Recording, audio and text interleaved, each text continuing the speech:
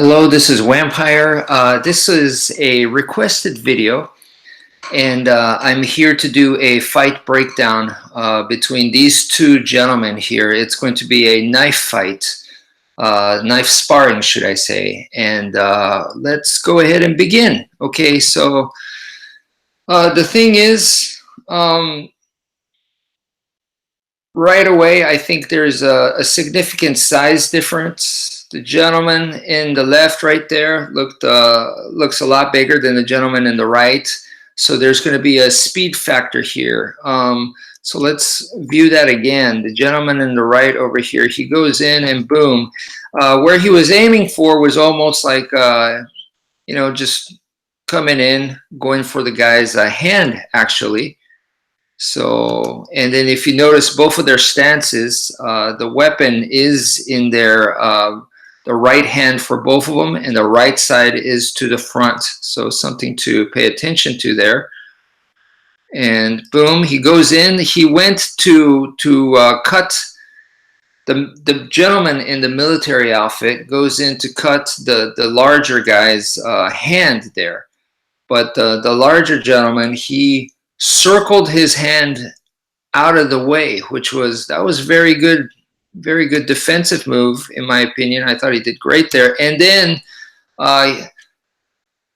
the gentleman in the military outfit comes in once again because he attacked to the hand twice.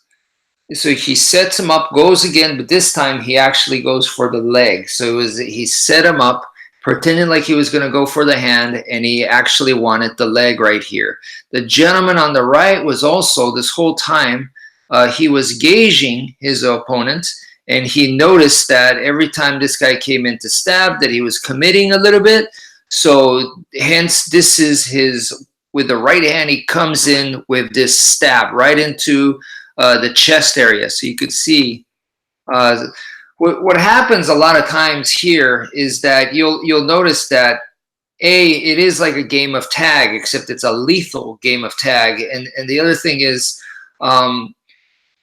no one usually gets a clean cut. If you get a good attack, you also pay the price. So just like right here, the gentleman in the right was able to get the leg, but of course he ate one in the chest. So that kind of tends to happen. So a lot of times with the scoring, when they use like a markers or some kind of like a t-shirt that will show where you were cut or stabbed or whatever, they kind of go by the targets.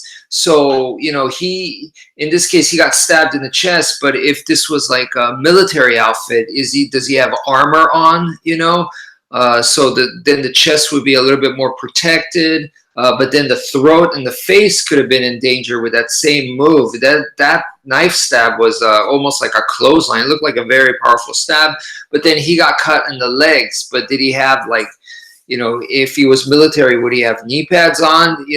Those are kinds of things to think about right here. So right here, you could see it. They show us in slow-mo, and then you see the larger gentleman gets his knee slashed, but he gets in the stab pretty hardcore. That's a pretty strong looking stab right there. And the gentleman in the right, very speedy. Jack be nimble, Jack be quick. So he's very light on his foot. So you're seeing the speed difference there. And now the gentleman in the left, the bigger guy, actually went for a leg shot there. So I like that. I like going for the leg. So you change levels on the opponent. So to me, it's very effective. So there are some slashes there, letting the other person know. And notice the larger gentleman switched stance. So now the blade is to the back side. And the gentleman in the right, immediately tries to take advantage of that. And now we have the knife switching. Okay, so he makes his, the larger gentleman switched. The knife is now in the left hand.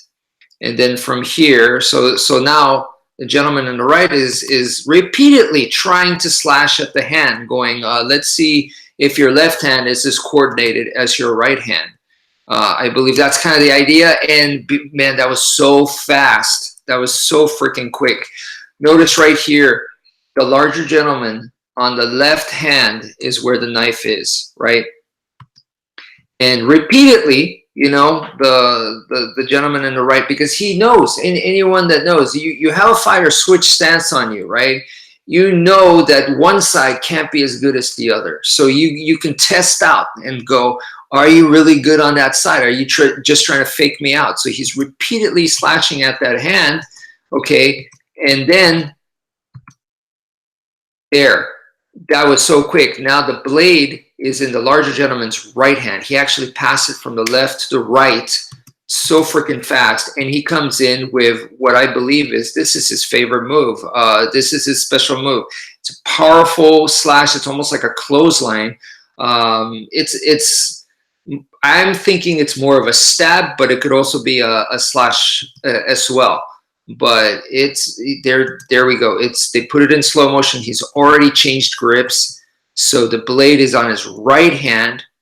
And yeah, the Quaker guy, he at this point is doing a backhand slash, which is very cool. That you didn't really he didn't show that too much in his arsenal, but he's using it right here, which shows that he has a lot of dexterity. You know, most of the time, if you see people slashing one way, they don't slash the other way. So here he was doing more of a forward diagonal slash, and now he switches to a backhand slash. So and he's doing it on the run as well. He knows he's in trouble here, but the larger gentleman's right hand, that must be his favorite move right there. It just came right away in. Looked like he thought about switching the stance back, but that must have been his main trick, his main move. But now that that's been revealed, he stays with the right side forward, and the gentleman in the right is also right side forward and presenting. You see, I like that change of levels where he goes for the legs, which once again the larger gentleman did, and the gentleman in the right, he keeps going for the hand attacks. That's like his base. You know, you go for the hand attacks. The one thing that I am a little bit wary of, and to me the reason why he's getting caught with that right hand from the larger gentleman is his slash, even though it's a quick jab slash is what he's doing, it's still quite overcommitted. So if you see his hand there, look at his hand, like it's all the way back. So he's doing a lot of how do you say, follow through action there. Okay, he is very skilled there, but once again, I feel like, you know, he is committing a lot, so he does have to rely on his athleticism. Is what you're seeing here. Okay, and the larger gentleman, I think, is finding out that he's having trouble keeping up with the speed. So there is a nice shot to the head right there. But, you know, once again, this happens at this kind of stuff. It's difficult to get a clean hit. You cut the guy on the head, but then you got your arm cut. In real life, you can't just say, well, you know, I got the better cut, therefore I win. Well, you're going home with your arm bleeding out. You know, hopefully you can go home, you know. So in real life, you have to play even safer. And here we go. Now he switches to left hand. So I hope you guys can understand this. Yes, a lot of people might go, this is unrealistic. You know, it's a knife fight. It's a knife duel. Nobody does that. Well, that's not exactly true. No one usually starts off this way anymore. People usually don't do knife duels in today's day and age, and I'm not even sure when they actually did historically. But that's a debate or talk for discussion for another time. But right here, you know, you got to understand that the skills that they're developing here is very practical skills, because this can happen in self-defense. This is not the way it happens from the beginning, but this could be a portion of what occurs in self-defense. All right. And it may not be knife versus knife. It may be something else, you know. So he went for a low line shot there. Look, you know, please notice the way these guys are moving. It's very, very athletic. Do you see like technique, footwork, you know, like textbook? No, you don't see that. You know, why? Because you have to be athletic. You have to be natural, and that comes first. Yes, techniques are being employed here, And right as I said that, there you go. He grabbed his own hat, threw it at the guy's face, and then he gets a slash and a slash, 2 slashes after that. You know, they're having fun with it, but how legit is something like this? This technique, you know, you could go to some martial arts school and a martial arts instructor can teach you this. Yes, it's very legit. The thing is, though, in order for, but if you notice, this is one technique, just like the guy switching the blade from the left hand to the right hand. That is one technique. So far, those are like 2 techniques, okay? You can't just rely on technique.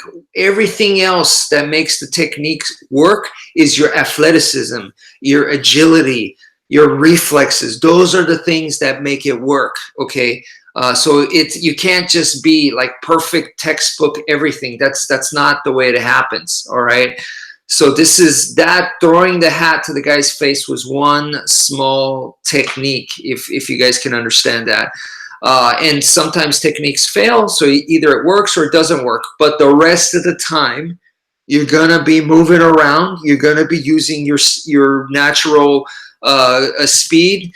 There, the gentleman in the left was bold, and he actually tried to go 2 hands. So I like that he's switching it up, and maybe he's practicing here. He's trying to test himself. So it's not necessarily I'm just trying to win. You know, so he's trying it out. Is it possible for me to use my bare hand against the guy who has a knife and see, can I actually parry with that? He tried it right there. Let's see that again. So he's going right here. And so once again, the gentleman in the right in the military outfit goes for the hand attack. So at this point, the larger gentleman's like, I know you want to slash my hand. And then so he brings the hand back, and then he tries to parry with the left hand. That's what you're seeing right here. And he's using his left hand. And I believe it put him in jeopardy. It put him in a bad spot there. Boom. Right there, yeah. And yeah, he paid the price for it. And now he brings out the right hand. And this is one of the few occasions where the gentleman in the right got a clean hit and didn't have to pay the price for it. It wasn't, how do you call it, a double KO, you know? So there we go, another low line shot. And immediately the gentleman in the right tried to come down, take advantage of it, because when you go for a low line shot, the head is down, can be exposed. So he tried to cut down, which was really good. Sometimes he trips there and he recovers really fast. So, you know, his agility is very, very good there. Terrain can be an issue. And I was watching something. Oh yeah, that's right. I've been watching some amateur fights recently, and the terrain a lot of times is an issue. So the fighters that fight in the ring and stuff, a lot of times they have it good. They have it so good. You know, some people don't even realize just how good. And boom, look at this. Arms got entangled there. That I would think, okay, so he got a cut right into, looks like the armpit area. The gentleman on the right stabbed in, but then of course the gentleman on the left, the bigger gentleman, got a cut right on the tricep area. So, you know, that happens right there. Look, if you get a cut like that, if you get someone solid, this is a lesson in itself. This is what's going to happen to you. So if you try to retreat, you're going to get cut. So in my opinion, I would just like to see them from there. If you get in a solid shot, go into the clinch. Why are you even trying to go back? That's what I'm thinking. But then if you think about it, the gentleman in the right, does he really want a grappling or be in a clinch situation with someone that much bigger than him? You know, probably not. But it's better than being cut too, in my opinion. So even though I wouldn't want to clinch this gentleman, and now he's just bringing in the knife and putting it into the face. And when you do that, and this is the same as in MMA and boxing, and I'm kind of surprised that more MMA fighters don't do this. They could really learn, because some fighters will put their fists right into your face, and it could throw a lot of fighters off. They just keep that face right into you, the fist right into your face, or they keep checking you over and over, and it could be really, really annoying. This is where I believe some Filipino martial arts strategy would really help out, is you just hit You just cut the arm just like the gentleman in the right did. You just, that's why it's, especially with a knife, it's dangerous to do so. So that's pretty much the end. And he, yeah, by this time I think they're kind of done. You know, they were like, okay, we had fun, and yeah, he just got a leg cut there, and so the larger gentleman got a leg cut for free there. You know, so anyway, that was kind of my breakdown. I hope it helps out. Thank you for viewing, and take care, folks.